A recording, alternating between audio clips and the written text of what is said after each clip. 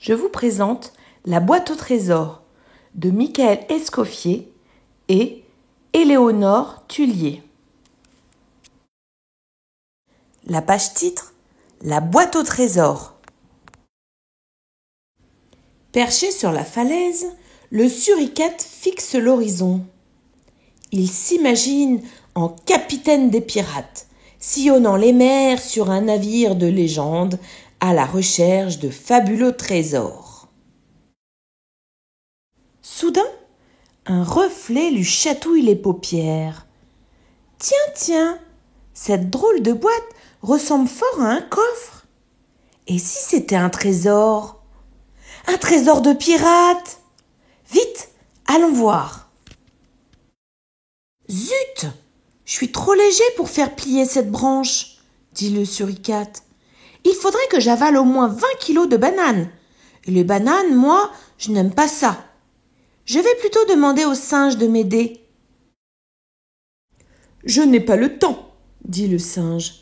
Je dois finir de m'épouiller, brosser mes dents, me curer le nez, sans oublier les fesses et le nombril. Après quoi, je m'épile les sourcils. Le suricate réfléchit. Tu m'as l'air bien occupé, en effet. Si cette boîte contient un peigne, je te l'apporterai. Sans doute, cela te rendra-t-il service? Un peigne? Dans ce cas, il n'y a pas une minute à perdre. Conduis-moi jusqu'à cette boîte. Crotte de nouille, dit le singe. Je suis trop petit pour l'atteindre. Il faudrait que je me laisse pousser la queue pendant des années pour avoir une chance d'y arriver. Pas question d'attendre aussi longtemps. Allons voir la girafe. J'aimerais bien vous rendre service, répond la girafe, mais... Tchoum! Je suis en train de me tricoter une écharpe pour cet hiver. Déjà, les journées raccourcissent. Et... Tchoum! J'aimerais avoir terminé mon ouvrage avant les premiers flocons. Sniff! C'est que je n'ai pas envie de prendre froid, moi. Le suricate réfléchit. Je comprends ton problème, la girafe. Si cette boîte contient une grande couverture bien chaude, nous penserons à toi. Tu crois que c'est possible? Rien n'est impossible. Alors, qu'attendons-nous? Sniff! Montre-moi cette fameuse boîte. Crotte de carotte, dit la girafe. Je suis trop fine pour me pencher davantage. Il faudrait que je fasse des séances de musculation. Mais les médecins m'ont conseillé de ne pas trop me fatiguer.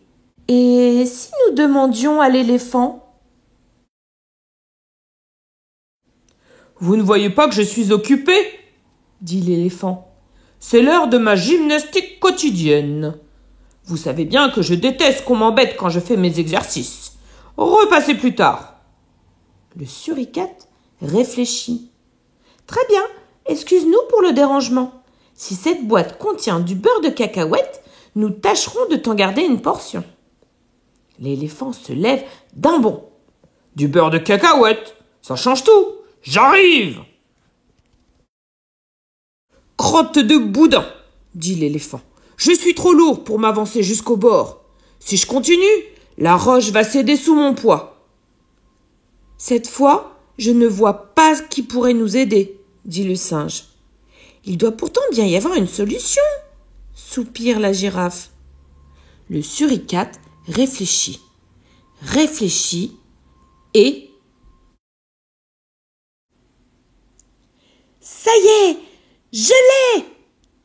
Voyons voir ce qu'elle contient. Oh, une boîte à musique! Mais où est mon peigne? Demande le singe. Où est ma couverture? Demande la girafe. Et mon beurre de cacahuète? Demande l'éléphant. Le suricate est déçu lui aussi. Ce n'est pas là le trésor auquel il s'attendait. Qu'à cela ne tienne, dit-il. Puisque nous nous sommes donné du mal pour récupérer cette boîte, autant en profiter. Voulez-vous danser? Ils dansèrent ainsi toute la nuit, et les étoiles dansèrent avec eux. Et lorsque, enfin, ils allèrent se coucher, ils se sentirent chacun un peu moins seuls, un peu plus heureux, un peu plus riches que la veille. C'était la boîte au trésor dans la maternelle magique de Sandrine. N'hésitez pas à liker cette histoire et à vous abonner à ma chaîne.